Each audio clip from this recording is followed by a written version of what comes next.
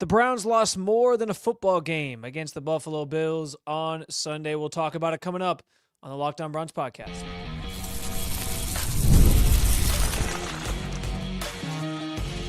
You are Locked On Browns, your daily Cleveland Browns podcast.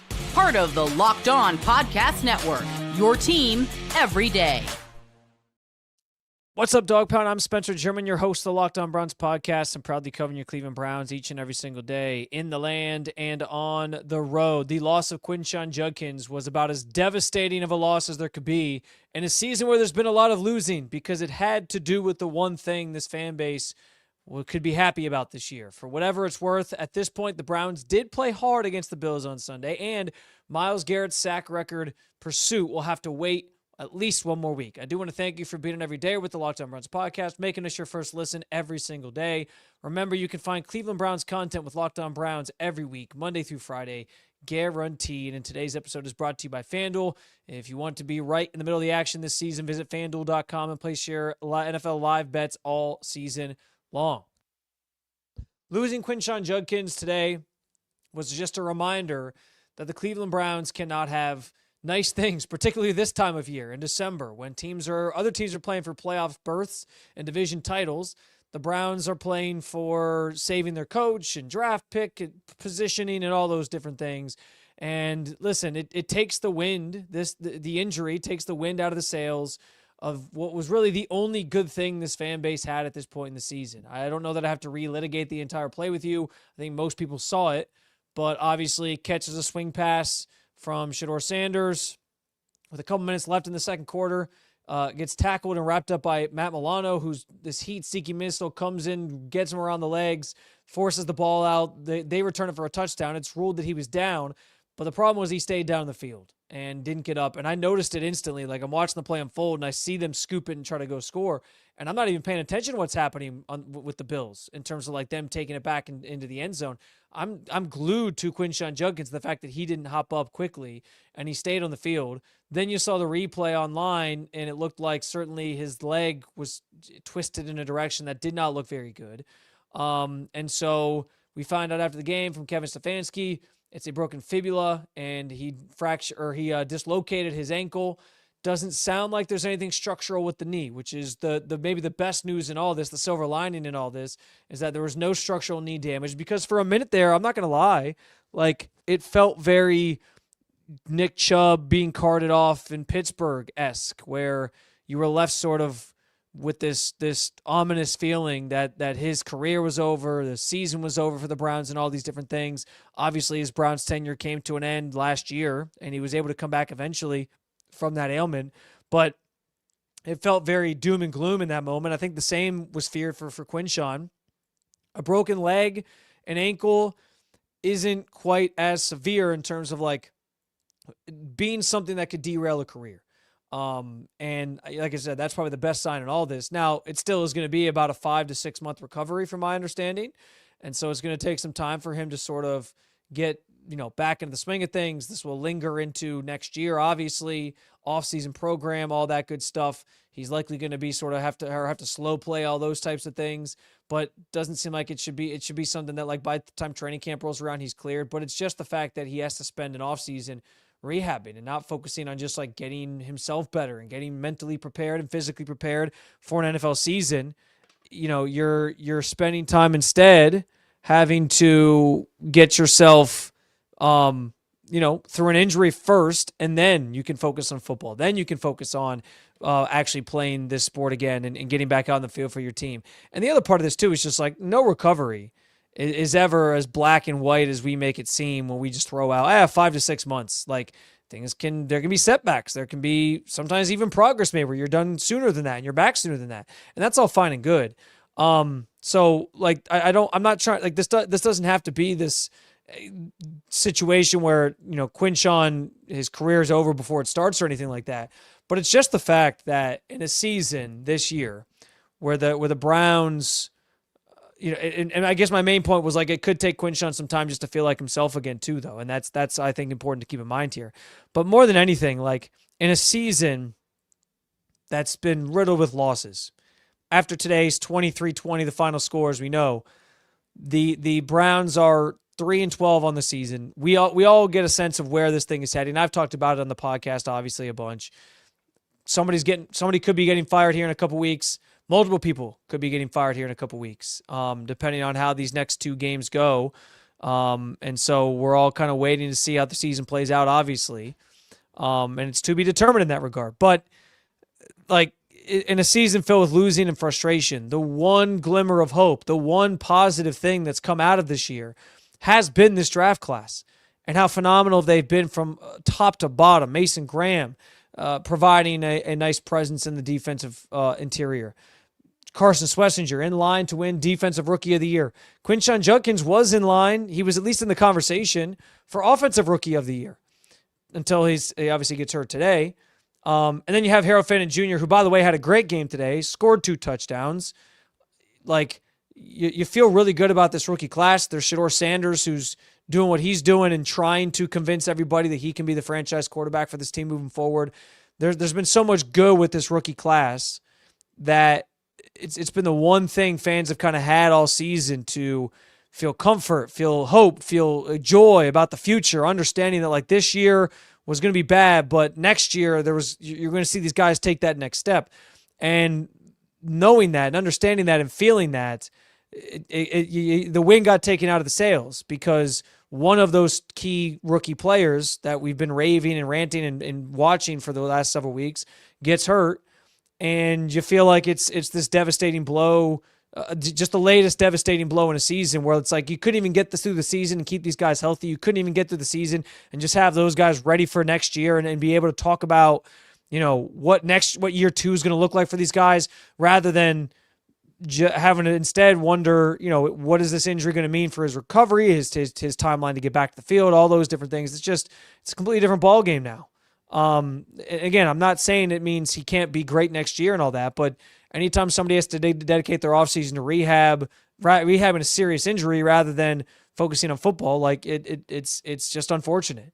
So like I said, I feel for Browns fans on this one in particular because there was so much promise with this rookie class, and it's like there's 2 things you have. The Myles sack chase that he's on, which we'll get to later in the show, gets a half sack today in the weirdest circumstances ever.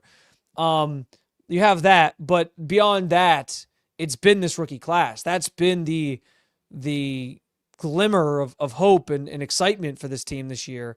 And unfortunately, you get this sort of disappointing moment where one of those key players that you've been watching and keeping an eye on and wanting to see how they finish the rest of the season to pave the way for that next year where we're expecting big things comes to an end in just very, very unfortunate circumstances. So, that was a bigger loss, it felt like today, than just the game itself because of what Quinshon represents for this team, which is that promise of a better future ahead for this franchise, better days ahead for this franchise. And so that sucked to see, and it sucked to have it take place on the field today.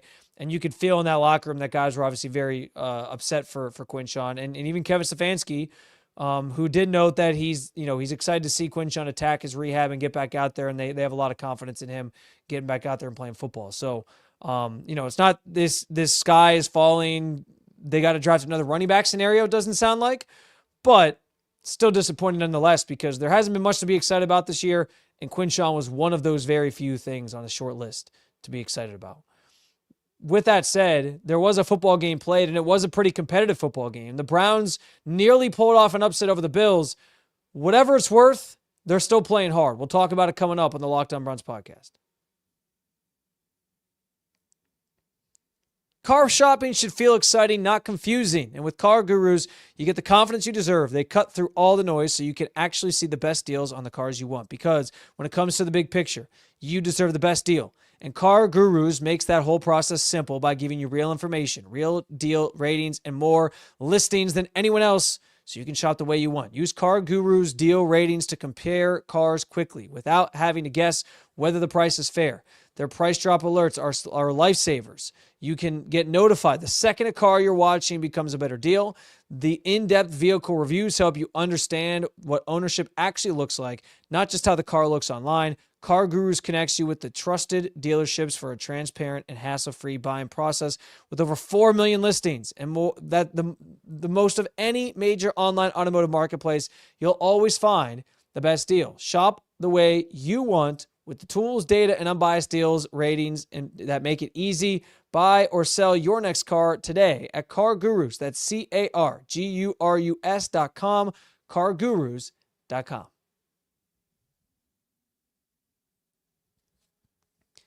So amidst the Quinshon Judkins injury and everything that came with that and the frustrations there and the unfortunate sort of news, the Browns did play a very competitive football game today against the Buffalo Bills, even when in his absence.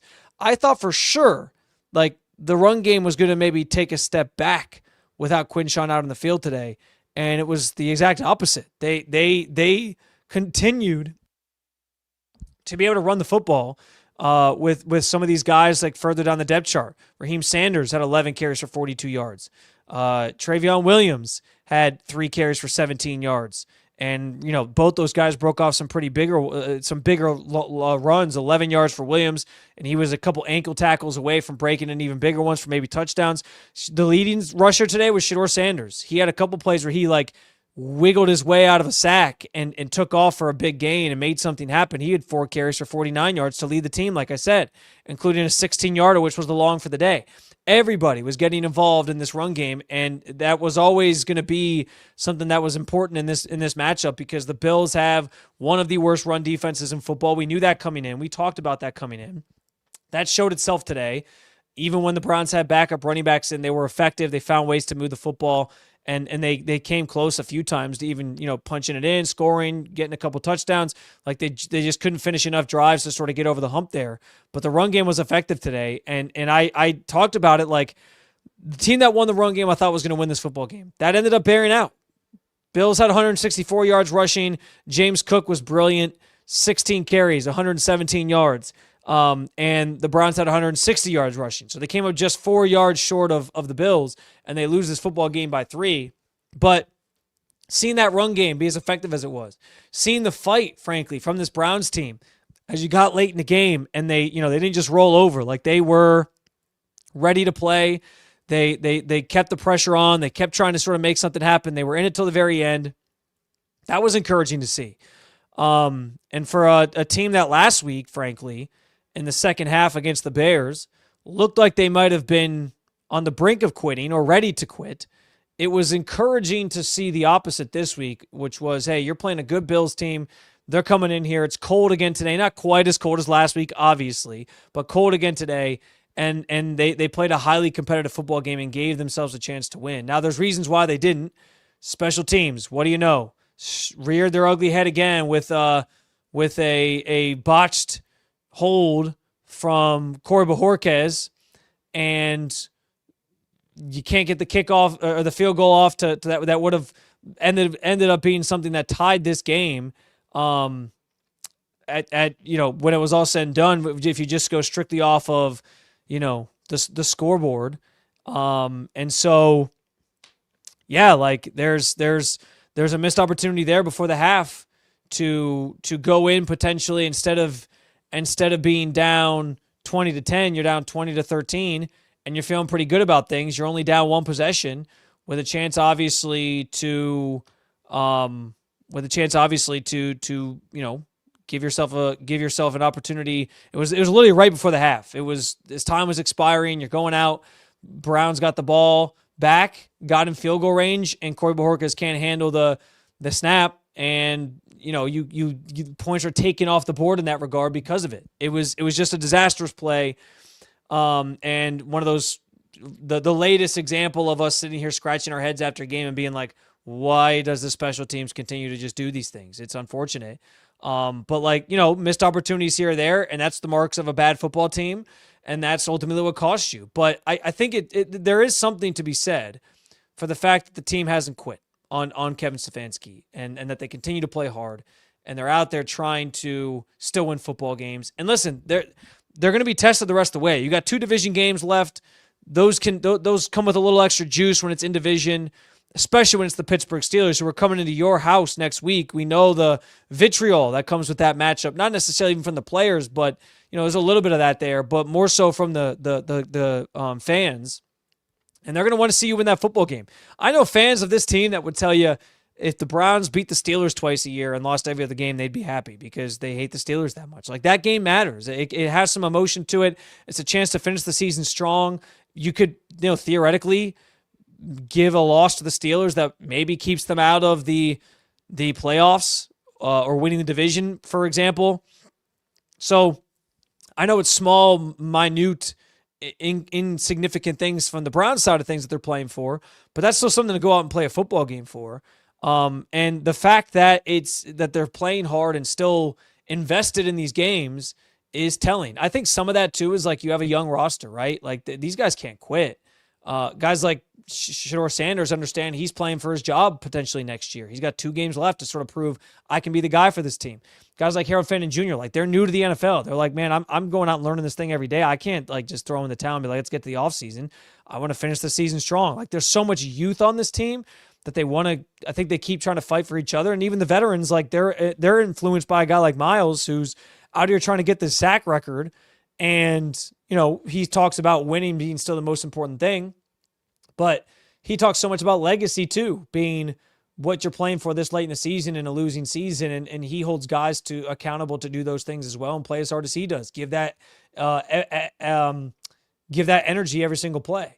So, I understand where this season is probably heading. And there was the report Saturday from Ian Rappaport just about how no decision has been made on anybody's future with this organization. It did sound like from those reports that Andrew Berry might have some say in this, which leads me to believe like somebody's still going to be here. Somebody's going to be the person that, Jimmy Haslam is confiding in to make some of these key pivotal organizational decisions. So that's notable. But yeah, in the grand scheme of things, like this is we feel like we know where this is heading. We feel like there is a change coming after 2 more weeks here. And that somebody's going to lose their job because of the disaster that this team is right now. Can't guarantee it, but we feel like there's a possibility it's going to happen. That said, I always like to say that the most telling thing about whether or not a coach should be fired is if they lose the locker room. And I think today was an example against a good Buffalo Bills team of a team that still had some fight left in it and was still playing hard for their coach. I don't know if that means it's enough to save his job. If they finish with 3 wins again, I think you can't rule out anything because you win 3 games in back-to-back years. That's a lot. Coaches are oftentimes going to pay for that. It just is what it is. But and now there's notable things that have gone wrong for Stefanski as well. On-field stuff, coaching decisions, special teams continuing to struggle the way it is. I know that starts with Bubba Ventrone, but like he's the head coach, and it applies to other things, like things that he says we're going to fix and they don't get fixed, and it's the same problems each week. All those things are compounding and are arguments against him. But the one thing that has not sealed his fate yet is the fact that this team hasn't quit on him. Like that is the kiss of death for any coach, any sport. I don't care if your team quits on you and they don't want to play for you anymore. That's the ultimate sign that it's probably time to go.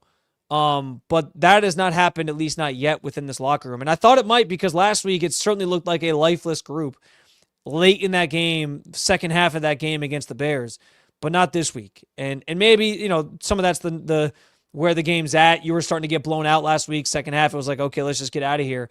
This game was close, but there's something to be said for the team still playing hard for him. Whether or not it's enough to save his job remains to be seen. And obviously, like, how these 2 games go ahead could determine what the end decision is for Kevin Stefanski and anybody else within this organization. That has yet to be determined. But, I at least think it's important to bring up the fact that the team hasn't quit on Kevin just yet. And that's notable. Whatever it means for the decision, we'll see. But that's at least notable to notice and talk about. We talked about Myles. He got a little bit closer to the sack record today in one of the most unconventional ways possible. We will talk about it coming up on the Locked On Browns podcast.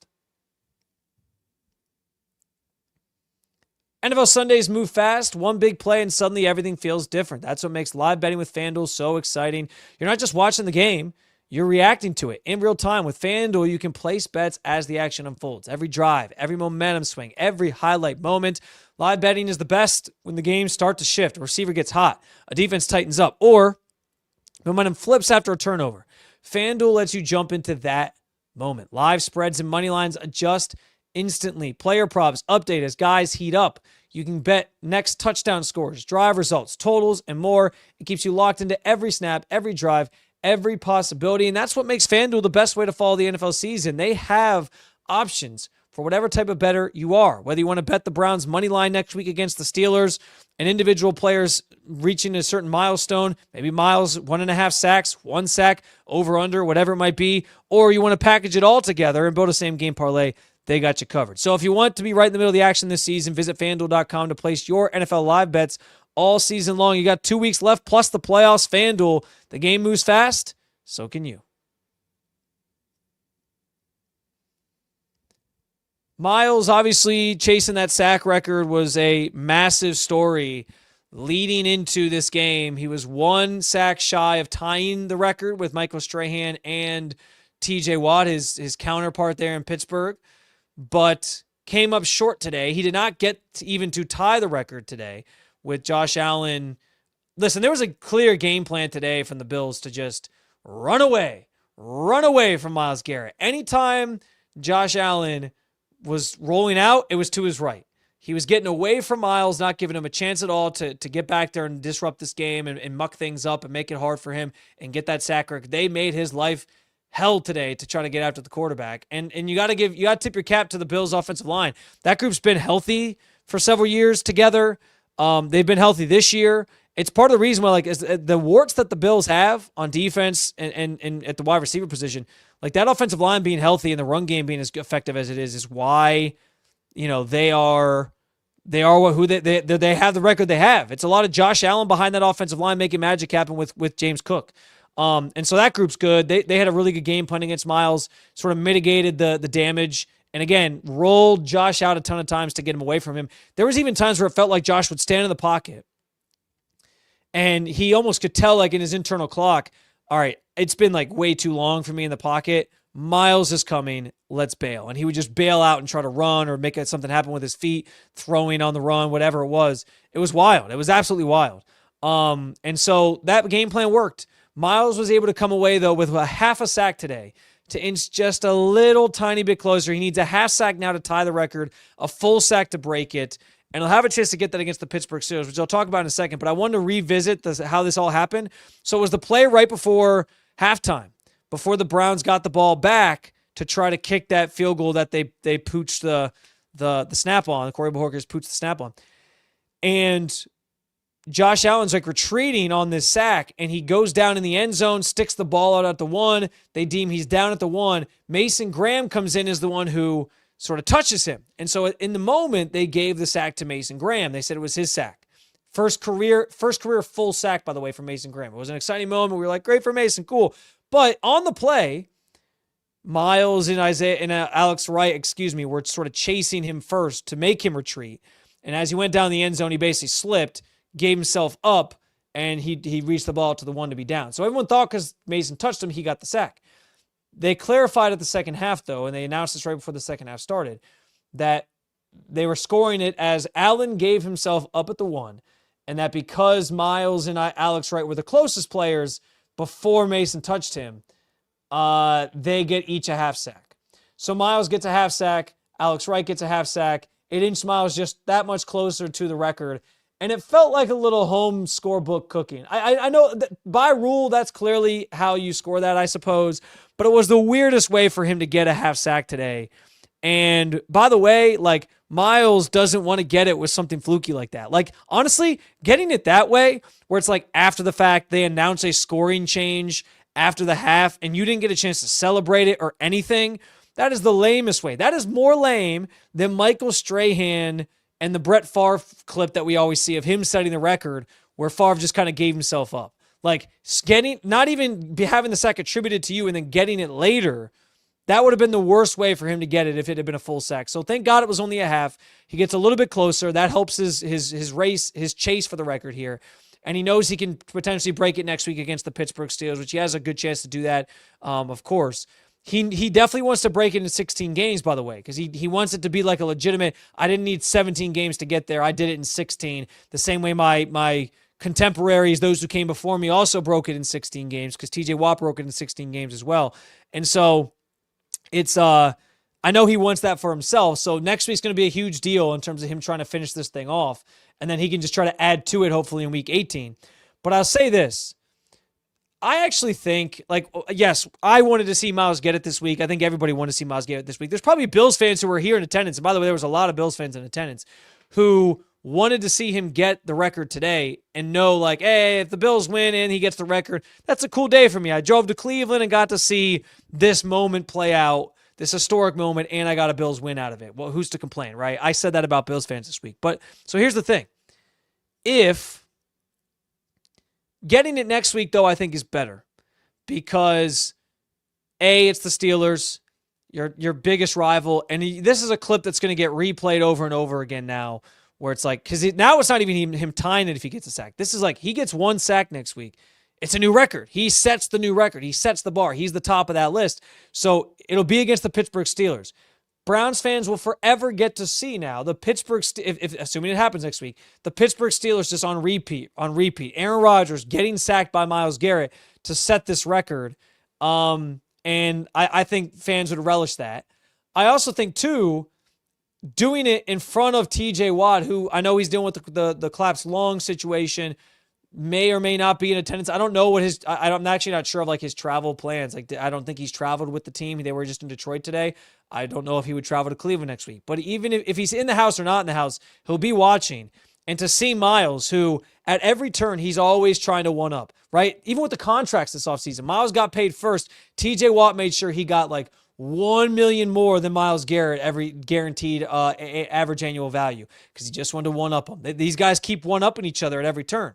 So for him to do it against the Steelers, most hated rival here in Cleveland, in front of the fans who hate that team, know that clip's going to be replayed all the time. For it to come against Aaron Rodgers, another historic figure, quarterback figure in NFL history. Yes, Josh Allen's a great one too, and I know Myles talked about on Friday, getting to break it against him would be super cool, but he has to do it against Aaron Rodgers potentially, and with TJ Watt potentially looking on from the sideline or at least watching from home.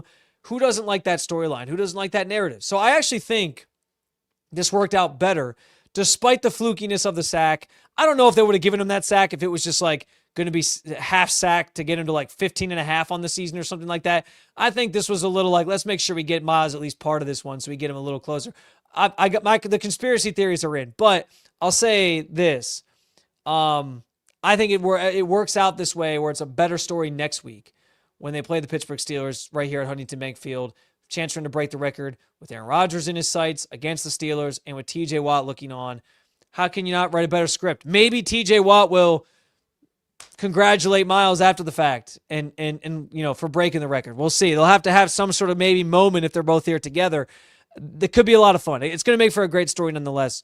But we'll see if they can get it done next week or if he can get it done next week against the Pittsburgh Steelers. In the meantime, that's going to do it for another episode of Locked On Browns podcast. We ended on a fun note, and certainly we'll look forward to talking about that sack record a little bit more this week. But in the meantime, I do want to thank you for making Locked On Browns your first listen every day, wherever you get your podcasts, and at the Locked On Browns YouTube channel is where you can find us. Did Locked On Browns make your Spotify wrapped? Prove it on social media to secure a free month of our brand new Everyday Club. You can tag our national Locked On Podcast Network account on any social platform, and we'll drop you a code. Be one of the first to join the Everyday Club and get your favorite show ad-free and exclusive access to a members-only Discord channel. For those of you on the video side, we will send you the first ever 24/7 national NBA YouTube channel on audio. Make sure you make your second listen Locked On NFL, or you can keep it local. Check out Locked On Cavs or Locked On Guardians. Thank you for being on every day at the Locked On Podcast Network, now the #1 sports podcast network. I will talk to you again on Monday. We'll have another reaction show coming for you. Stay tuned for that. Have a great night, Cleveland.